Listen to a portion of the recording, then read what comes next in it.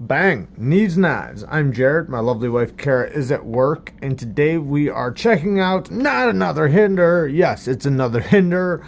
I'm sure you guys are probably sick of seeing Hinderers by now, but they're awesome. So what can I say? They are awesome. And this one was sent to us by Talika. Thank you, bud. Talika, you know, it's awesome. He sent us some Hinderers when we were in the middle of getting a bunch of Hinderers, so it was great getting a whole bunch at once. It really let us experience more Hinderers, plus we got a couple of our own, thanks to Mr. Amazing. And yeah, they're incredible knives, and then there's so many differences between each model that you wouldn't expect. Even some that are the same model. And like, and then there's also so many ways to tune them up and change them and make them how you want, kind of like this one. And Talika allows us to use his knives, sharpen his knives, whatever. I did use and sharpen this knife. We'll get into more of that in just a second. But if you just take a look at this beautiful knife, you can see what Talika has done with it to make it his own. This is a black micarta. What you can see is just patinaing nicely. Patina is basically the aging process that material goes through and the colors it changes into after aging, and this can always be cleaned and turned back into basically fresh, you know, like it was new. But a lot of people like to see their micarta basically patina to them, you know, and turn into a nice aged color. This titanium and the coating that's on here will eventually show wear and scratches and stuff like that, but that's just basically the knife showing its battle wounds, you know, and aging with the person, which, you know, I do like when it comes to coating. And with any knife, it doesn't necessarily have to be coating. Titanium period does end up showing wear over time. And you can see this one's still pretty fresh, but you can, I know it's, you know, seen a lot of use, plus I've used it. And I did resharpen it because it needed a new edge. The edge was it was done. It needed a new edge. And this one's also riding on Teflon, which we are going to compare to the bearings on my Hinderer here in just a moment. So this knife is 8 1/4 with a 3.5 inch blade. Here it is next to the Microtech SOCOM Elite. You can see it's a bit smaller. And then here it is next to the Spartan Harsey folder, which is also a little bit better. It's very comparable to the Hogue Ritter RSKMK1, which is going to be the knife we are going to donate to the Patreons for December. So if you want to become a Patreon, you can, and then you get involved in monthly giveaways. If you like knives, you'd be a fool not to want to get a chance to win monthly knives for as little as $3 a month, or whatever you're willing to support us with. We appreciate. So this knife is an M390 drop point slicer blade. This one is the slicer. And let's look at another Hinderer really quick so we can compare the two different blade styles. So this is also an XM18 3.5 inch. This one has the choil though, but if you look at the blades, you can see this one has the slicer grind where the flat goes a little bit higher. Now, I did slice with both of these to see if there was much difference, and there was a little bit. Not as much as I thought though. I thought there would have been more. It would have been a little slicier than it was. I noticed a big difference from here forward, you know, basically where, you know, it does change a little bit, but it wasn't as much as I thought. Now, the blade stock thicknesses are basically the same. You can see the grind is a little different, but everything else is pretty much the same, so you wouldn't expect it to be that much different. I really would love to see Hinderer do a hollow grind and really make one of these things slicey. I don't think there's anything in the works for that, but I would love to see that.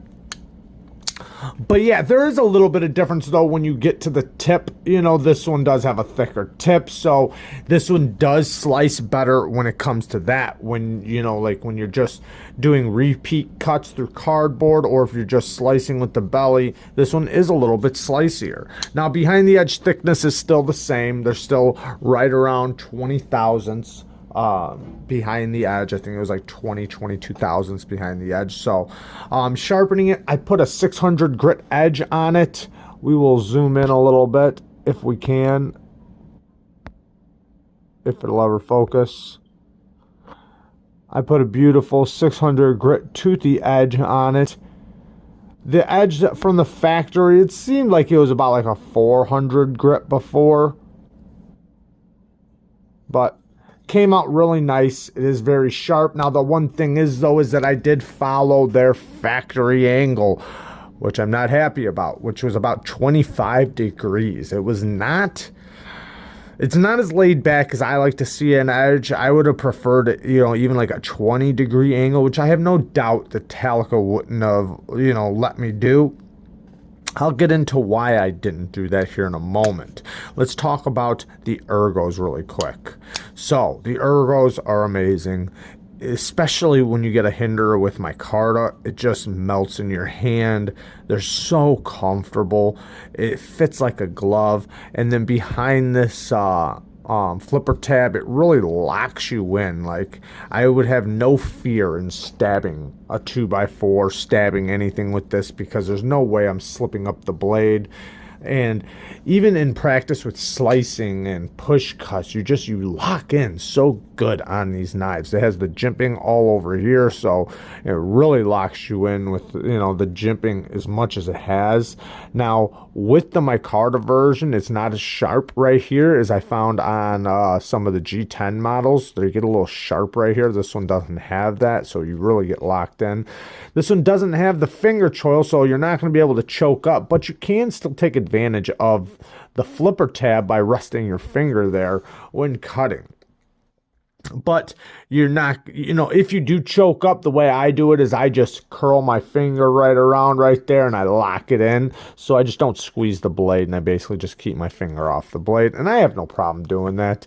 I'm sure a lot of other people don't either. And then I also cover the thumb stud, so I don't have to worry about things getting caught up by the thumb studs or anything like that.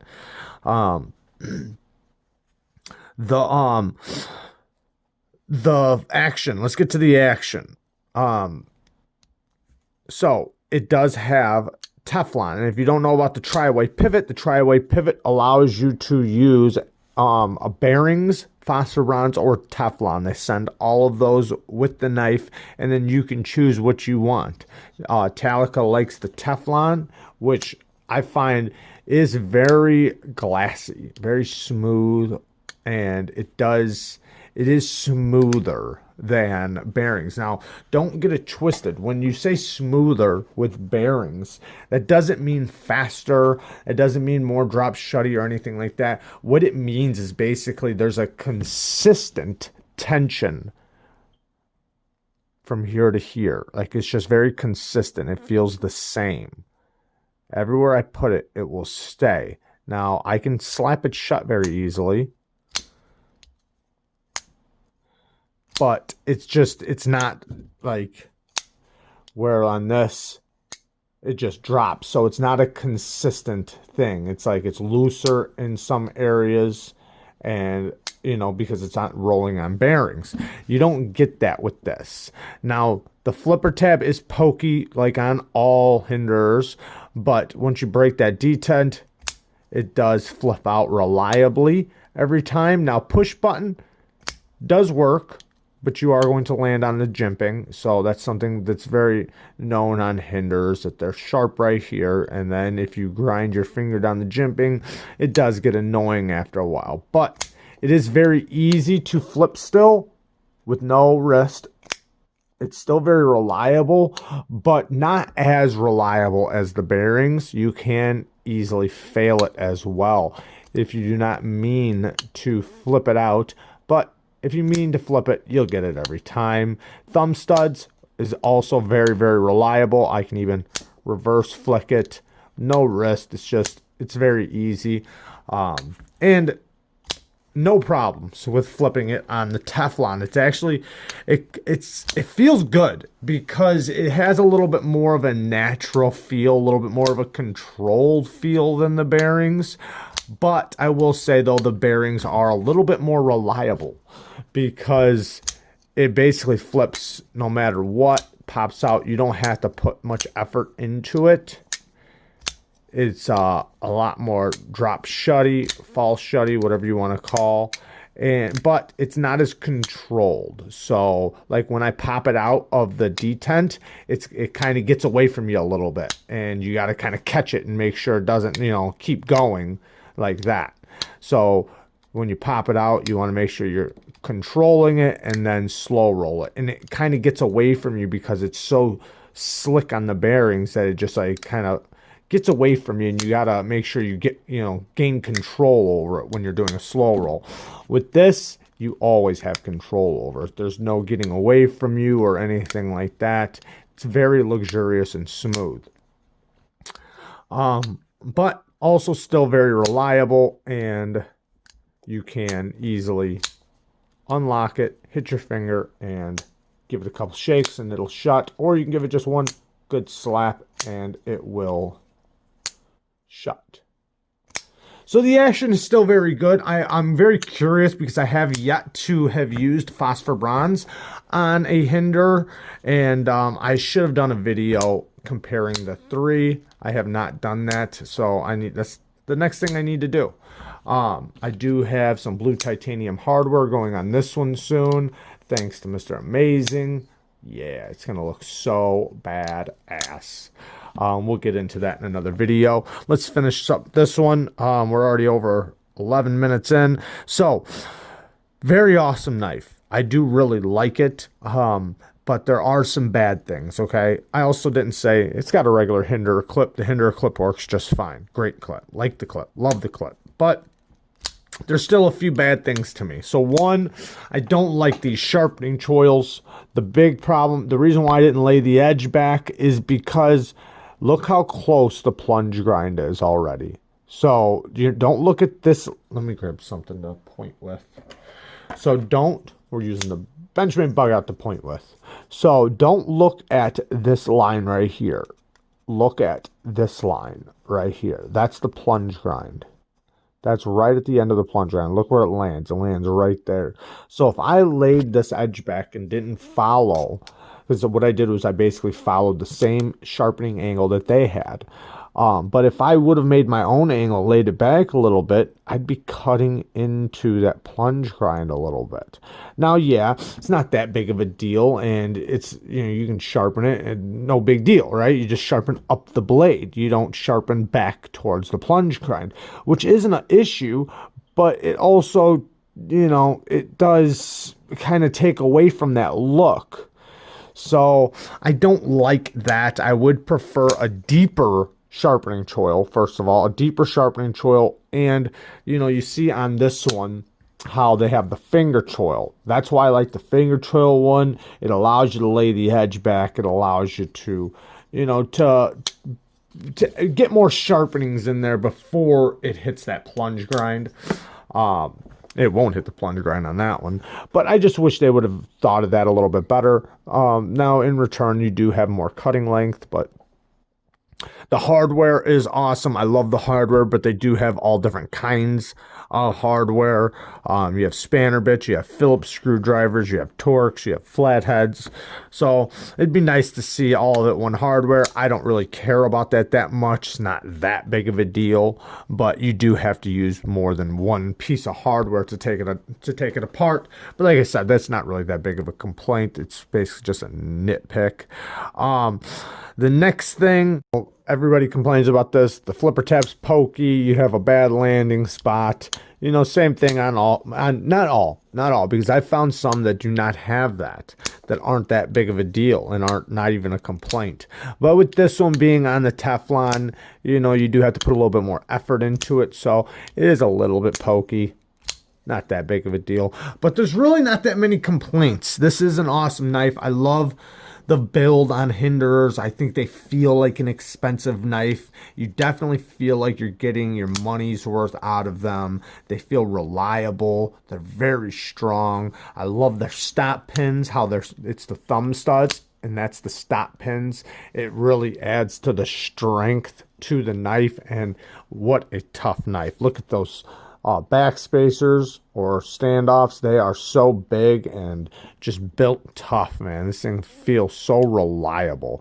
It feels like a reliable tool, a tool that you can rely on in any situation, and I do like that. I would like to see better blade geometry on them. That is always a complaint for me on Hinderers. I don't mind that they're hard use. I like a good hard use knife, but you can have hard use and good blade geometry. Absolutely, you can. And I feel like there's so much room for good blade geometry here that I just wish they would have, just a little bit better blade geometry. That would increase Hinderers, I think, so far if they did that. But regardless, still a knife that I love, and I even love this one. This is an awesome knife, and I love the colors he chose, with the green, and then even on the back spacers, he even did that little pop of green in there, mixed with the black ones. Just an amazing look, and this is definitely a looker and a badass knife. Thank you, Talica, for letting me check out this amazing knife and your other knives. I really appreciate it, brother, and love all you guys. Peace.